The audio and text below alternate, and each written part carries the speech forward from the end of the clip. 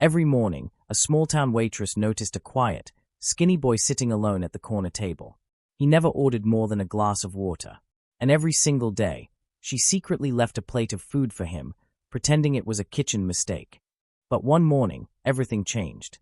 Because 3 black SUVs pulled up to her small home, and what happened next, no one in town was ready for. It was early dawn in the small town of Willow Creek.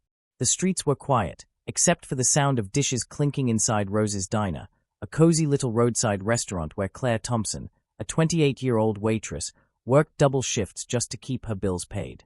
Claire was known for her warm smile, even though life had been nothing but heavy on her shoulders. Her husband had walked out years ago, and she lived alone in a tiny rented house on the edge of town. Still, she never let bitterness take away her kindness. That's when she first noticed the boy. He couldn't have been more than 11 or 12 years old. Pale face, hollow cheeks, always dressed in the same oversized hoodie, and those tired, almost frightened eyes. He never came with friends. Never spoke much. Just sat at the same booth by the window, his small hands cupped around a glass of water. Claire's heart ached the first day she saw him. The second day, she left a plate of pancakes by his side and said casually, "Oops, looks like the chef made an extra order." The boy looked up, shocked. His lips trembled as he whispered, "Thank you," before eating like he hadn't had a real meal in days. And so it began. Day after day, week after week, Claire kept the secret alive. She would sneak an extra sandwich, a bowl of soup, or sometimes just toast with jam. She never asked questions. She never pried. She only knew one thing: the boy needed someone. But one cold evening, as the diner was about to close, Claire saw something she couldn't forget. The boy had fallen asleep at the booth, his head resting on the table. When she gently woke him up, his hoodie slipped, revealing bruises on his arms. Her chest tightened. What was this child going through? That night, Claire couldn't sleep. She kept asking herself, was he homeless? Was someone hurting him? Why did no one else notice? The very next morning, when she arrived at the diner, the boy wasn't there. Hours passed. Still no sign of him. For the first time, she felt fear gnaw at her. And then, late at night, just as she pulled into her driveway, headlights lit up the dark street. Not one, not two, but 3 massive black SUVs stopped outside her tiny home. Men in dark suits stepped out. Their presence was intimidating, their silence even scarier. Claire froze on her porch, her grocery bag slipping from her hand. The leader of the men looked straight at her and said in a firm voice, "Miss Thompson, we need to talk about the boy." Claire Thompson's heart pounded so hard she thought her neighbors could hear it echoing through the quiet night. The men in dark suits looked like they belonged in another world, not on her cracked little driveway outside her weathered home in Willow Creek. Her grocery bag lay spilled on the ground, apples rolling onto the dirt, a carton of milk leaking slowly into the soil. She didn't even notice. Her eyes were fixed on the man in front, the leader. Tall, broad shoulders, neatly pressed suit, dark sunglasses even though it was night. "Miss Thompson," he repeated calmly, as though this meeting was perfectly ordinary. "We need to talk about the boy." Claire's throat went dry. She stammered, What boy?" Her mind raced. Did they mean him? The quiet boy from the diner? How could they know about him? The man's lips curled into a small, unreadable smile. "You know exactly which boy." Behind him, the other men stood like statues, scanning the street, their expressions unreadable. Neighbors peeked through curtains, but no one dared step outside. The SUV's engines hummed softly, a low growl in the silence. Claire took a step back toward her porch. "Look, I don't know what you're talking about. I'm just a waitress. I don't want any trouble." The man's tone didn't change, but his words cut through the air. "Miss Thompson, trouble found you the day you decided to feed him." The memory of the boy flashed in Claire's mind. His fragile hands clutching pancakes. His whisper of thank you. His bruises. Her heart clenched. Was he in danger because of me? She crossed her arms, trying to stay calm. "If you're looking for him, I haven't seen him since yesterday. He didn't come in." The man studied her face carefully, as though searching for lies. Then, slowly, he nodded. "We know. That's why we're here. He trusts you." Claire blinked. "Trusts me?" "He doesn't trust many people," the man continued, his voice low, almost respectful now. "But he's been watching you for weeks. He told us you're the only one who ever showed him kindness." Claire's stomach twisted. The boy, watching her, confiding in them. She didn't know what to believe. Finally, she whispered, Who is he? The man hesitated, then leaned slightly closer. Not who you think. That boy is not ordinary. And if you want to keep him safe, you'll have to come with us. Before she could protest, two of the men moved forward, gently but firmly guiding her toward the SUV. Claire panicked. Wait. I can't just go. I have work in the morning. The leader cut her off. Claire, your life changed the moment you gave him that first plate of food. You're in this now, whether you like it or not. She froze, realizing there was no choice. Reluctantly, she slid into the leather seat of the SUV. The door slammed shut, sealing her fate. The convoy of vehicles roared back to life, pulling away from her little house and speeding down the dark road. Inside, Claire sat rigid, hands trembling, heart racing. The men remained silent. Only the low hum of the engine and the occasional crackle of a radio filled the tense air. After what felt like hours, they pulled off the highway and into a heavily wooded area. Trees loomed on either side, shadows stretching like claws across the road. Finally, the SUVs stopped in front of a massive iron gate. Security cameras swiveled. The gate creaked open, revealing a long driveway lined with manicured hedges and glowing lanterns. At the end stood a mansion so enormous it seemed to swallow the night sky. Claire gasped. What is this place? The SUVs rolled up to the grand entrance. Men in suits opened the doors, and Claire stepped out, her knees weak. She had never seen anything like it. Marble pillars, chandeliers visible even from outside, the faint sound of a fountain somewhere in the distance. The leader gestured toward the steps. Inside. Claire hesitated, then followed. Her shoes clicked against the polished floor as they entered the mansion. Everything smelled of wealth, fresh roses, polished wood, expensive cologne. And then, she saw him. The boy. He was standing at the far end of the room, still in that same oversized hoodie, his hands shoved deep into the pockets. His eyes widened when he saw her, and for the first time since she met him, Claire saw relief in his expression. Claire, he whispered. She hurried toward him. Are you okay? What's going on? Who are these people? Before the boy could answer, another voice filled the room. Deep. Commanding. He's my son. A man stepped into view. Tall, sharp jawline, silver streaks in his dark hair, dressed in a tailored suit that probably cost more than Claire's yearly salary. His presence alone demanded respect and fear. Claire's breath caught. She had seen this man before, on magazine covers, in business news. He was Alexander Grant, one of the wealthiest men in the state, owner of multinational corporations, a billionaire. The boy lowered his head, almost ashamed. Alexander's eyes fixed on Claire. You've been feeding him, taking care of him. Do you have any idea what you've done? Claire stammered. I was just trying to help. He looked hungry. I didn't know. The billionaire raised a hand, silencing her.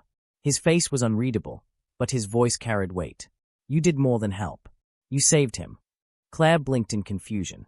Saved him? From what? Alexander exhaled slowly, as though debating how much truth to reveal. Finally, he said, from the people who would rather see him disappear. The boy, Alexander's son, stepped closer to Claire, clutching her sleeve like a lifeline. His voice trembled. They don't want me to be his heir. They don't even want me alive. Claire's blood ran cold. Disappear.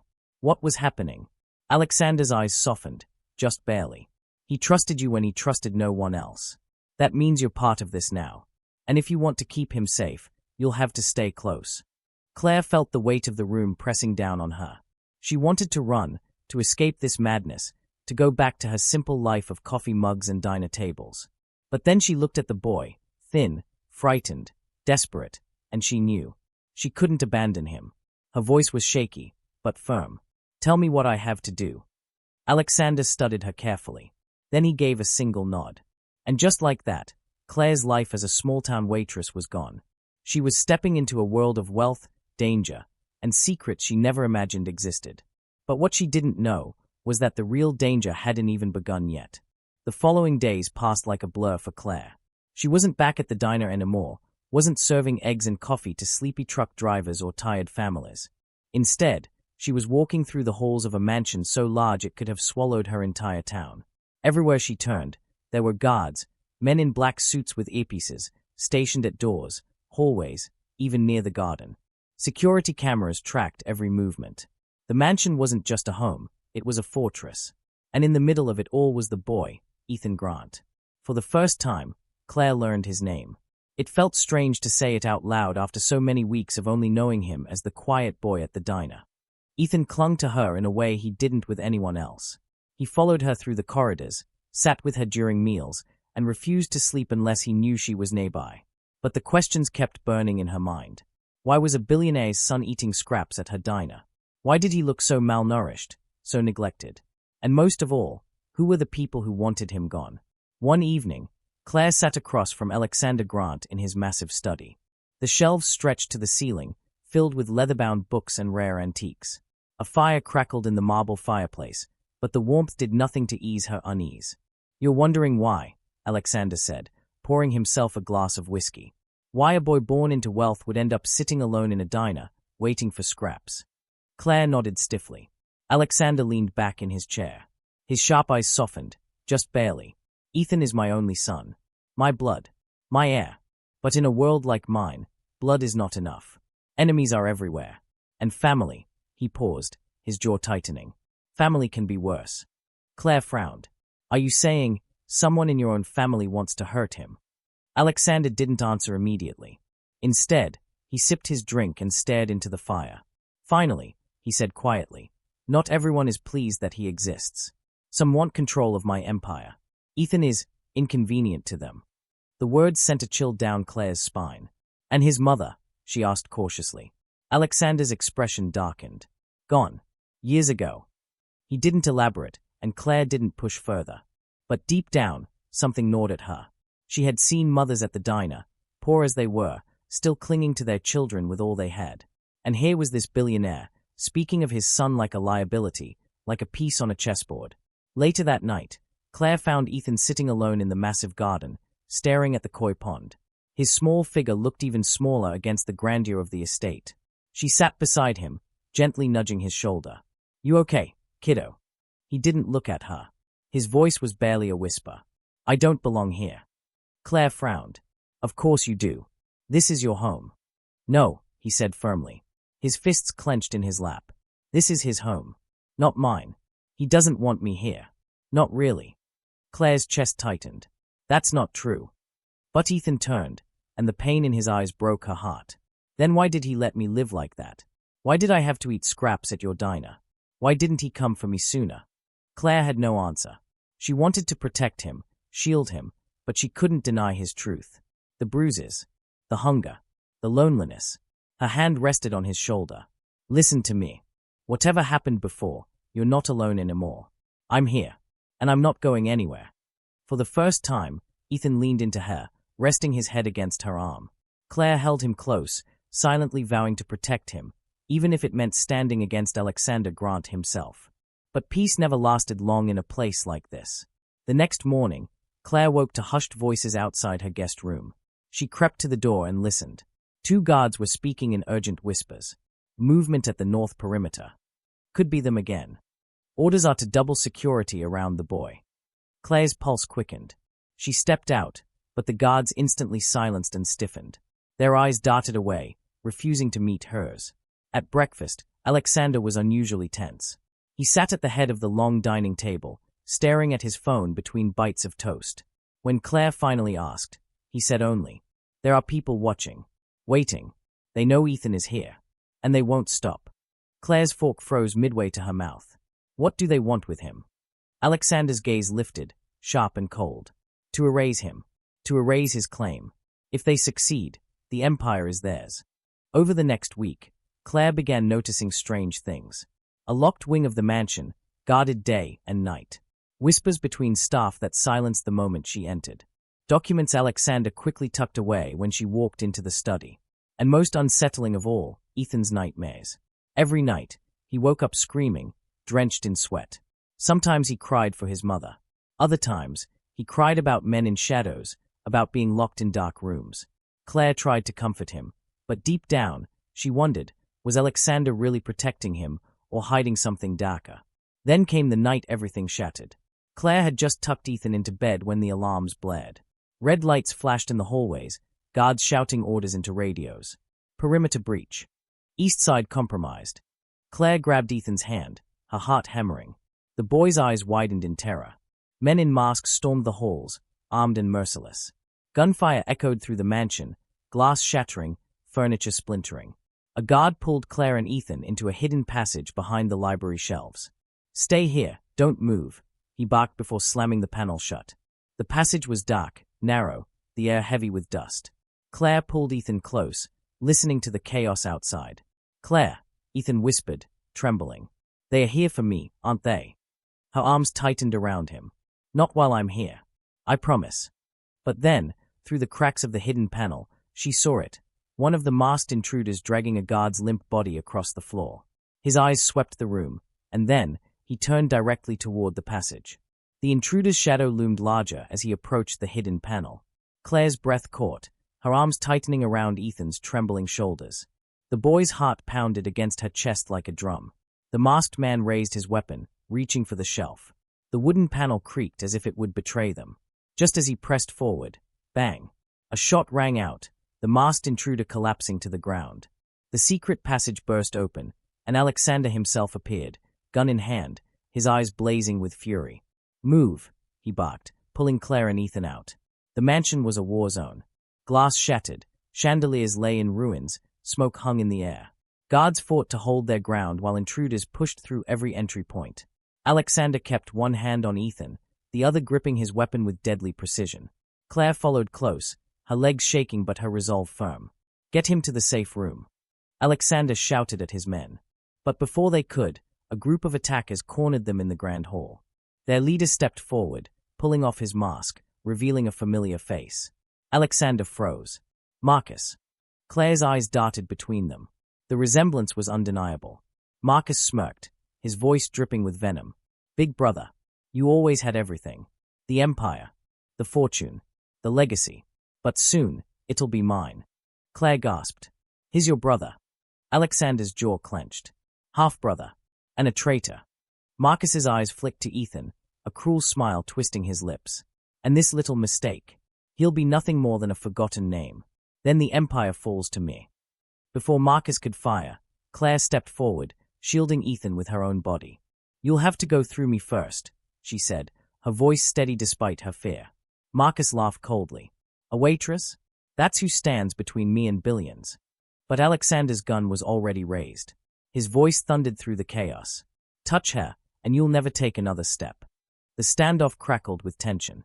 Guards clashed with intruders around them, the air thick with gunpowder and screams. And then, Ethan did something no one expected. He stepped out from behind Claire, his small frame trembling but his voice clear. "Stop," he shouted. Marcus blinked, stunned. "You want the empire." Ethan's voice shook but grew stronger. "Take it. I don't care. I never wanted any of this. But don't you dare hurt her. She's the only one who's ever cared about me. She's my family. Not you. Not anyone else." The hall fell silent. Even Marcus faltered, caught off guard by the boy's courage. Marcus sneered, trying to recover. "Pathetic. Just like your mother." Alexander's eyes flashed with rage. "Don't you dare speak of her." In a blur of motion, Alexander fired. The bullet struck Marcus's weapon, sending it clattering across the marble floor. Guards tackled him, dragging him down as he screamed in fury. The remaining intruders fled, their leader defeated. The mansion was left in ruins, but the battle was over. Later, in the quiet of the destroyed hall, Alexander stood over his brother, now restrained. His voice was heavy, almost broken. "This is what greed does to family." He turned to Ethan, his expression softening for the first time. "I should have protected you better. I failed you. But no more." Ethan looked at him, torn between fear and longing. Then he turned, stepping into Claire's arms. Alexander's eyes met hers. For a moment, the powerful billionaire and the small-town waitress shared a silent understanding. "You saved him," Alexander said quietly. "Not me. You gave him what I never could, love without condition." Claire held Ethan tighter, whispering, "He's not just your heir. He's a boy who deserves to be loved." Alexander nodded, his shoulders heavy with guilt. "Then stay. Both of you. Help me give him the life he deserves." Months later, the mansion was repaired, but its halls felt different. Warmer. Livelier. Ethan was no longer the quiet boy in an oversized hoodie. He laughed more, ate full meals without guilt, and even went back to school, with Claire by his side every morning. Claire still wore her waitress smile, but now it was brighter, fuller, as though she had finally found her place. She wasn't serving strangers in a diner anymore. She was building a family. And Alexander, he was no longer just a billionaire. He was a father learning, slowly but surely, what it meant to care. The empire remained his, but for the first time, he realized wealth meant nothing without the people you loved. One evening, as the sun dipped low over Willow Creek, Claire sat in the garden with Ethan, watching fireflies dance in the twilight. "Do you ever miss the diner?" Ethan asked. Claire smiled softly. "Sometimes. But you know what?" "What?" She brushed his hair back, looking into his bright eyes. "If I had to choose between that life and sitting here with you, I'd choose you. Every single time." Ethan's smile was small but genuine. "Me too." And for the first time, the boy who had once sat alone with nothing but a glass of water felt truly at home. White heavy checkmark the end.